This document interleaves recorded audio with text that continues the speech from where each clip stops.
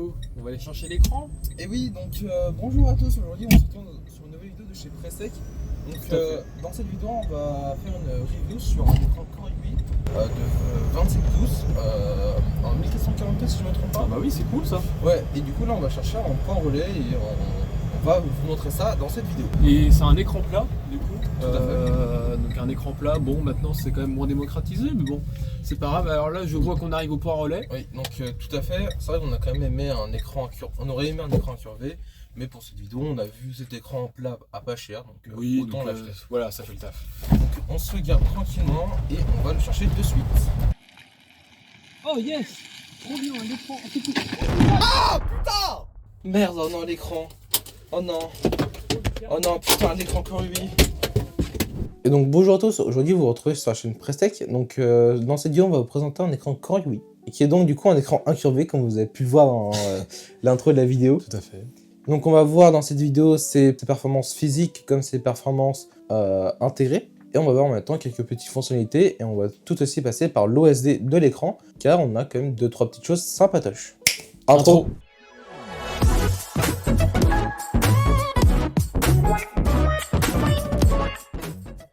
Alors donc, comme dit dans l'intro, on se retrouve avec un écran Core i8 de 27 pouces. Donc 27 pouces, bah, c'est une bonne taille, hein, c'est plutôt petit pour toi. Oui, pour ma part c'est plutôt petit, mais en fait c'est une taille assez standard pour des écrans de PC. Et au niveau de la résolution, on est sur du Quad HD, donc du 2560 par 1440 pixels, et franchement c'est une très bonne résolution. Oui, donc du coup c'est un bon compromis entre la 1080p et la 4K, parce que 1080p ça demande pas beaucoup de performance et c'est pas gourmand, mais c'est pas forcément toujours beau, alors que la 4K c'est très beau, ça demande beaucoup de performance, et aussi ça coûte très cher. Oui. Alors que là, on a la Quad HD à pas si cher, et on a une qualité de fou furieux qui plaira à tout le monde, surtout aussi pour vos configs PC. Ça vous permet d'acheter des produits comme des graphiques ou des processeurs un peu moins haut de gamme et un peu moins performants pour votre bien de votre budget, et pour investir un peu plus dans le setup global. Et donc en parlant de cette dalle, on est sur une dalle en quelle fréquence de rafraîchissement, avec quoi comme temps de réponse? Donc au niveau du temps de réponse, on est sur 1 milliseconde, ce qui est bien. Ce qui est même d'ailleurs très bien, oui, Oui. tout à fait. Et en taux de rafraîchissement, on est à 180 Hz, ce qui est aussi très bien. Ça suffira largement. De toute façon, dès qu'on est au-dessus des 120, 144,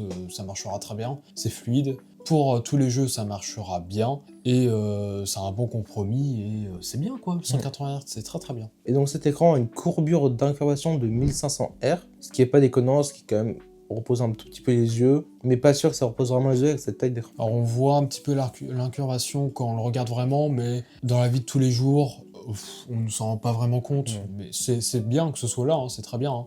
Mais ça révolutionne pas l'écran, quoi. Et donc là, ok, on a vu les performances, etc.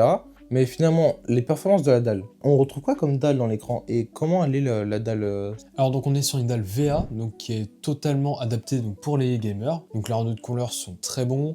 Le contraste est plutôt élevé par rapport aux dalles TN et IPS. Donc c'est une très bonne dalle, une dalle plutôt basique. Enfin la dalle VA c'est vraiment très répandu. Tout aussi du coup, cette dalle VA, on va vous montrer quelques petits extraits vidéo, mais vous n'aurez pas forcément la réalité des choses comparé à ce que nous on voit, ce qui est normal. On retrouve l'HDR10, donc c'est très bien. On a le support HDR et c'est franchement bien pour un écran de PC. Et aussi on a la large gamme de couleurs DCI-P3 à 85%, donc c'est bien aussi au niveau des couleurs.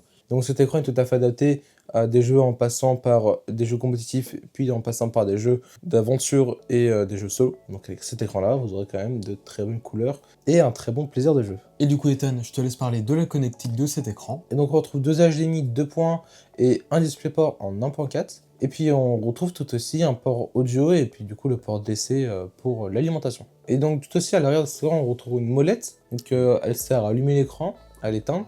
Et tout aussi on peut retrouver les fonctions de base du molette, droite, gauche, bas en haut, pour naviguer dans l'OSD. On peut aller voir ça de suite. Donc du coup quand je navigue au niveau du switch, on retrouve toutes ces options là. On va donc aller à droite, on retrouve la luminosité, on retrouve le contraste et le DCR. Ok, donc c'est quand même cool qu'on ait 2-3 petites options super rapides comme ça. On a forcément le mode pour quitter, le mode au niveau des ports vidéo. Et puis on a l'OS complet. Donc on a l'Adaptive Sync, donc, qui est le G-Sync par définition. 2-3 petites options, le temps de réponse, si on veut un curseur sur l'écran. Donc là on retrouve le curseur pour les jeux vidéo notamment. Puis ensuite on retrouve une minuterie, les MSI font tout aussi beaucoup ça. On retrouve du coup la luminosité, le contraste et le DCR comme tout à l'heure. L'affichage, on a l'HDR, on a la netteté, on a le gamma. Ensuite au niveau des couleurs, on a des trucs de base, chaud, froid et middle. Pareil, les entrées vidéo, et ici on a des petits modes scénario pour par exemple si on veut jouer à des jeux FPS, plus RPG, des films pour protéger les yeux, etc. Et on a les paramètres de base d'un écran finalement, la langue, les touches de raccourci qui sont mettre, le volume et les informations. Donc là on peut voir que on est bien en résolution 2560 par 1440 pixels et en 165 Hz sur le PC. Donc là, si je vais voir dans mon panneau de configuration Nvidia, on peut voir que je suis sur mon écran 165 Hz, je peux monter jusqu'à 180 Hz. Et donc voilà, on peut retourner à la vidéo. Donc du coup, comme vous avez pu voir, l'OSD est finalement bien fourni. On retrouve toutes les options de base. Et donc on retrouve un pied en deux parties. Donc la base, donc cette partie-là vient se mettre directement à l'écran, juste en bas au niveau du logo Core UI. Et c'est vraiment super simple, c'est juste du clips, pas de vis, ça c'est plutôt cool. Et au niveau du pied, on aurait pu s'attendre à une vis. On le clipse. Et voilà. Puis on peut le poser. Puis ça reste finalement un pied assez basique en plastique, avec une petite surface en métal juste en dessous, 2-3 petits antidérapants, et ça fait largement l'affaire. Et donc au niveau du prix, on est sur quoi avec cet écran? Donc oui, forcément on est chez Core UI, qui dit Core UI dit c'est pas cher, c'est ça, voilà. C'est pas cher. Core UI c'est pas cher. Donc là pour cette version-là, je ne saurais plus du tout vous dire de tête on est sur quel prix, mais pour la deuxième version qui est sortie sans grosse amélioration, et ben on est sur un prix de 140 € actuel avec le Black Friday, mais un prix normal autour des 150, et même des fois on peut le retrouver autour des 130, 140 comme ici. Donc c'est un excellent prix. Pour un écran Quad HD en 27 pouces, oui c'est ça, 180 Hz. Je trouve ça très correct. Oui. Donc il est totalement recommandable. Je pense que pour cette gamme de prix, franchement il n'y a pas trop de concurrence, ça marche vraiment très bien. Tout à fait. Et c'est un très bon écran. Oui, donc c'est un très bon écran, je vous le recommande. Le lien sera en description, bien évidemment. Un lien non affilié, malheureusement. Et on se retrouve pour une prochaine vidéo. C'était Prestech. Salut. Salut.